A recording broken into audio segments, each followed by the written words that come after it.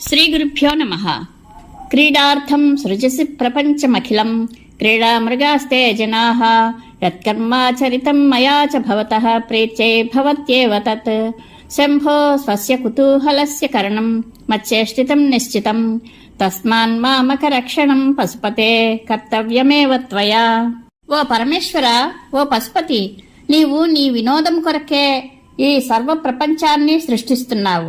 ఈ జనమంతా నీ వినోదం కోసం ఏర్పడ్డ జంతువులు. వారి వారి పెంపుడు జంతువుల నడవడులు వారికి ప్రేమాస్పదములు కావడం జగత్ప్రసిద్ధమే. కాబట్టి నేను చేసే సత్కర్మలు గాని దుష్కర్మములు గాని ఏ చేష్టలైనా నీకు అవి తృప్తికర్మలే అవుతాయి. కాబట్టి నీవు నన్ను రక్షించవలసిన వాడు అవుతున్నావు. అది నీ కర్తవ్యము. శంకరులు ఈ శ్లోకంలో ఈశ్వరుడికి ఇలా నివేదించారు. ఓ శంభు, పశుపతి, ఈ ప్రపంచాన్ని సర్వమును నీవే నీ ఆట కోసం పుట్టిస్తూ ఉన్నావు. నీవు సర్వవాంఛలు తీరినవాడవు. అలాంటప్పుడు ఈ పంచభూతాలు అనే ముడి పదార్థాలతో నీవు నిర్మించే ఈ ప్రపంచం నీవు సరదాగా ఆడుకోవడం కోసమే. ఈ ప్రపంచ జనులంతా నీ చేతిలోని కీలుబొమ్మలు. వీరంతా నీ విలాసం కోసం సృష్టించబడ్డ మృగాలు. వీరు నీవు ఆడించినట్లల్లా ఆడుతారు. నీవు తిప్పేవాడువు, వారు తిరిగేవారు. నీవు జగన్నాటక సూత్రధారివి. ఈ బొమ్మలు నీవు ఆడించేటట్లే ఆడతాయి.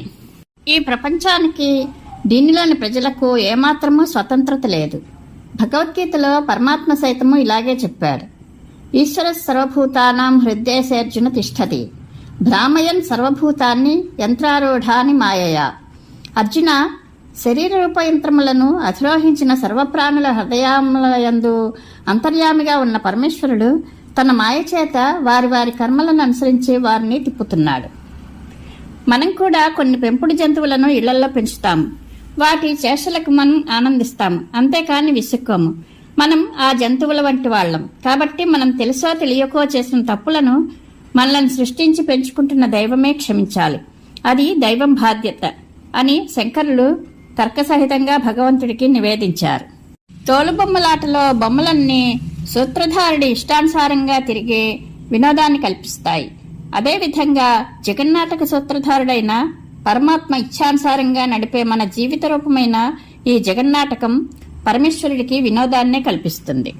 ఓ ఈశ్వర, నేను చేసిన పని మంచిదైనా చెడ్డదైనా నీకు ఇష్టమైనందువల్ల మామక రక్షణం అనగా నా రక్షణము త్వయా కర్తవ్యమేవ అనగా నీవే చేయవలసి ఉంది అనగా నన్ను రక్షించడం నీ కర్తవ్యం అని శంకరులు శివునికి చెప్పారు. బహువిధ పరితోష బాష్పూర స్ఫుట పులకాంకిత చారు భోగ భూమిం చిరపద ఫలకాంక్షి సేవ్యమానాం పరమ సదాశివ భావనాం ప్రపద్యే. పలు విధములైన ఆనంద బాష్ప ప్రవాహముల చేతను, స్పష్టములైన రోమాంచ చిహ్నముల చేతను, హృదయమైన సౌఖ్యానుభూతికి నిలయమును శాశ్వతమైన మోక్షపదమును కోరే వారిచే సేవింపబడేదిను అయిన సర్వోత్తమమైన సదాశివమయమైన భావనాస్థితిని ఆశ్రయిస్తాను. శంకరులు ఇలా చెప్పారు. ఆనంద బాష్పములు, రోమాంచము మొదలైన భక్తిభావాలకు ఆలవాలమై నిరంతరము కైలాసవాసమును కోరేవారికి ఆశ్రయమైన ఈశ్వర ధ్యానమును నేను చేస్తూ ఉంటాను. స్వామి, నీవు నిత్యానంద స్వరూపుడవు, పరముడవు. అట్టి నిన్ను సర్వదా స్మరించడమే నాకు రక్షణ కవచం. అనేక విధాలుగా కనబడుతున్న పులకల గుర్తులకు అది అందమైన అనుభవాల మందిరము. శాశ్వతమైన కైలాసం అనే స్థానాన్ని కోరేవారందరూ దానిని సర్వదా సేవిస్తూ ఉంటారు. అటువంటి శివభావన నా మనసులో కదలకుండా స్థిరంగా ఉండాలి. భగవంతుని భావనలో గొప్ప సౌఖ్యం ఉంటుంది. భగవంతుని భావనలోని విశేషాన్ని బట్టి ఆనంద బాష్పాలు అనేక రకాలుగా స్రవిస్తాయి. శరీరం గగుర్పొడుస్తుంది, అది సహజం. మనసులో గొప్ప సుఖము కలుగుతుంది. పైన గొంతు మూతపడుతుంది, నోట మాట రాదు, రోమాంచం కలుగుతుంది. సరి అయిన భగవంతుని భావనలో కన్నీళ్లు కూడా వస్తాయి. శాశ్వతమైన కైలాస పదవిని కోరేవారు సదాశివ భావనను ఆశ్రయిస్తారని, తాను అటువంటి సదాశివ భావననే శరణు కోరుతున్నానని శంకరులు ఈ శ్లోకంలో చెప్పారు. ఇది శంకర్లు మనకు అందించిన ఉపదేశం. అమితముదమృతం ముహూర్తహంతేం విమల భవత్ పదగోష్ఠమావసంతేం సదయ పశుపతే సుపుణ్యపాకాం మమ పరిపాలయ భక్తిధేనుమేకాం. దయామయ పశుపతి, అమితమైన ఆనందము అనే పాలను మరల ఇచ్చేది నిర్మలమైన నీ పాదము అనే పశువుల చావళియందు నివసించుచున్నది మంచి పుణ్యముల యొక్క పంట అయింది అయిన భక్తి అనే ఒక గోవు నాకు ఉంది. ఆ గోవును నీవు రక్షింపము. శంకర్ల వద్ద ఒక గోవు ఉంది. అది భక్తి అనే గోవు. ఈ భక్తి అనే గోవుకు 3 లక్షణాలున్నాయి. అది అమితమైన ఆనందము అనే పాలను పుష్కలంగా ఇస్తుంది. అది నిర్మలమైన ఈశ్వరుని పాదములనే గోశాలలో నివసిస్తూ ఉంటుంది. ఇది సుపుణ్యపాకము, అంటే పూర్వజన్మలలో చేసుకున్న ఎన్నో పుణ్యాలకు ఫలితంగా లభిస్తుంది. అంటే భక్తి వల్ల అమితమైన ఆనందం లభిస్తుంది. అది నిర్మలమైన శంకరుని పాదాల వద్దనే నిలుస్తుంది. ఎన్నో జన్మల పూర్వపుణ్య ఫలాల ఫలితంగా ఒక వ్యక్తిలో ఈ భక్తి అనేది ఆవిర్భవిస్తుంది. ఇక్కడ శంకరులు తన వద్ద ఉన్న భక్తిని గోవుగా చెప్పి తన ఆ భక్తి గోవును ఒక్కదానిని కాపాడుము అని శివుని ప్రార్థించారు. అంటే సర్వకాల సర్వావస్థలలోనూ తనకు ఈశ్వరుని పాదములందు భక్తి ఉండేటట్లు ఆశీర్వదింపమని భావం. ఈశ్వరుని పాదాలపై భక్తి చెదరనీయకుండా నిశ్చలంగా ఉంచమని శివునకు శంకరుల అభ్యర్థన. జడత పసుత కళంకిత కుటిల చరత్వం చ నాస్తి మయి దేవా అస్తి యది రాజమౌళే భవదాభరణస్య నాస్మి కిం పాత్రం. దేవా చంద్రశేఖర, నాకు జడత్వము, పశుత్వము, కళంకిత్వము, కుటిలత్వము అనే గుణాలు లేవు. ఉన్నట్లయితే నేను నీకు చంద్రుడి వలె ఆభరణంగా ఉండడానికి ఎందుకు యోగ్యుణ్ణి కాను? పై తాత్పర్యానికి క్రింది విధంగా వివరణ ఉంటుంది. ఈశ్వరుడు చంద్రుడిని తలపైకి ఎక్కించుకున్నాడు. చంద్రుడిలో ఉన్నవి అన్నీ దోషాలే. చంద్రుడిలో జడత్వం, పశుత్వం, కళంకిత్వం, వంకర టింకర నడకలు ఉన్నాయి. ఇన్ని దోషాలు ఉన్న ఈశ్వరుడు చంద్రుణ్ణి తలపుగా ధరించే రాజమౌళి అనిపించుకుంటున్నాడు. అటువంటి దోషాలు ఏవి తనలో లేవని, ఉంటేనే బాగుండేదని, అలా దోషాలు ఉంటే తాను కూడా శివునకు సిగపువ్వు అయ్యేవాణ్ణని శంకరులు ఈ శ్లోకంలో చెప్పారు. చంద్రుడిలోని దోషాలను వివరంగా తెలుసుకుందాం. చంద్రుడిలో జడత్వం ఉంది. జడత్వం ఉన్నా జలత్వం ఉన్నా ఒక్కటే. ఎందుకంటే లాడాలకు భేదం లేదు. జలత్వం అంటే నీటిలో అనగా సముద్రంలో పుట్టాడు కాబట్టి చంద్రుడిలో జలత్వం ఉంది. కాబట్టి చంద్రుడిలో జడత్వం ఉంది. అంటే స్వయం ప్రకాశకత్వం లేకపోవడమే జడత్వం. చంద్రుడు సూర్యుడి వల్లనే ప్రకాశిస్తాడు. జడత్వం దోషమే కదా. చంద్రుడిలో పశుత్వం అనే మరో దోషం ఉంది. చంద్రుడు పశువు వల్లే ప్రవర్తించి వివేకం లేనివాడై గురుపత్ని తారను చేపట్టాడు. చంద్రుడిలో కళంకిత్వం ఉంది. చంద్రుడిలో మచ్చ ఉంది కాబట్టి అతడు కళంకి. చంద్రుడిలో కుటిలాచరత్వం ఉంది. అంటే భూమి చుట్టూ చంద్రుడు తిరిగే మార్గం వంకర టెంకరగా ఉంటుంది కాబట్టి కుటిలచరుడని కొందరు చెప్పారు.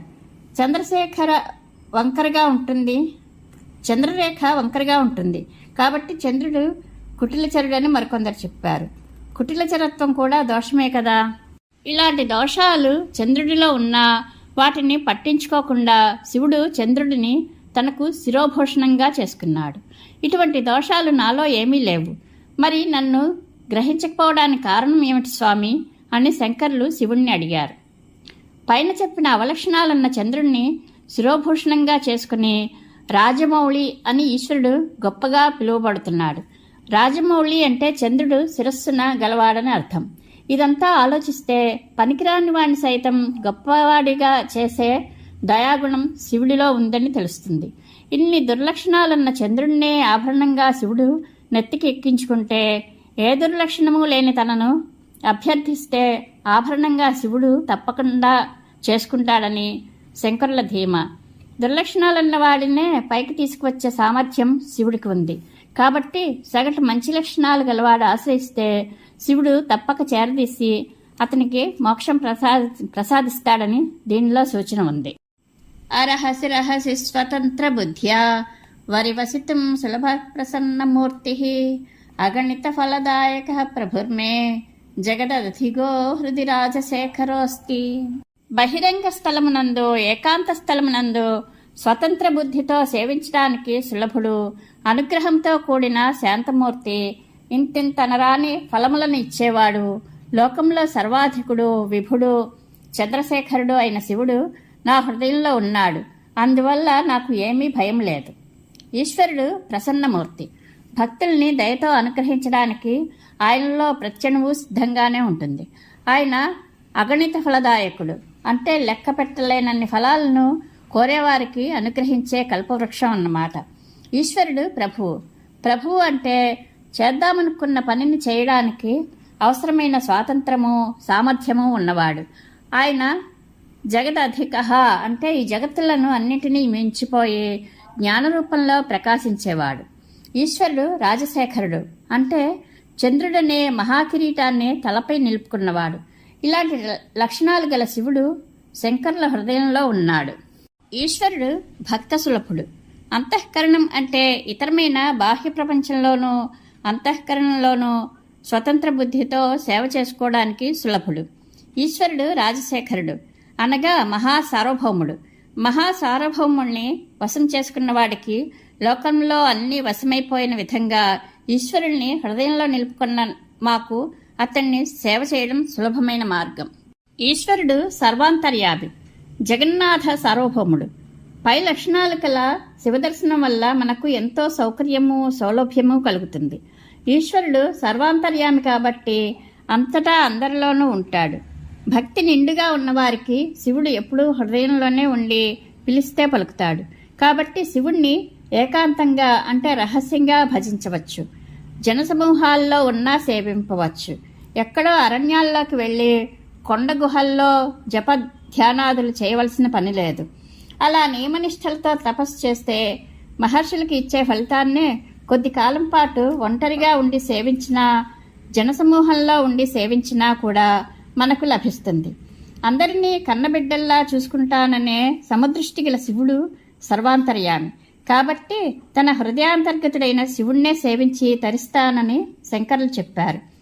భగవత్ సాన్నిధ్యాన్ని పొందిన పరిపూర్ణమైన అనుభవం గల శంకరులు మనం కూడా శివుణ్ణి అలా సేవించి తరించవచ్చునని మార్గనిర్దేశనం చేశారు.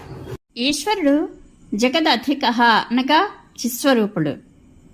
అటువంటి రాజశేఖరుడు అనగా చంద్రుడు శిరస్సును గలవాడైన ఈశ్వరుడు మే హృది అనగా నా మనస్సులో అస్థి అనగా ఉన్నాడు. అంత గొప్పవాడు నా మనసులోనే ఉన్నాడు కాబట్టి నేను శివుణ్ణి సులభంగా పూజిస్తాను అని శంకరులు చెప్పారు. పరమేశ్వరానుగ్రహ ప్రాప్తిరస్తు. శుభం భూయాత్.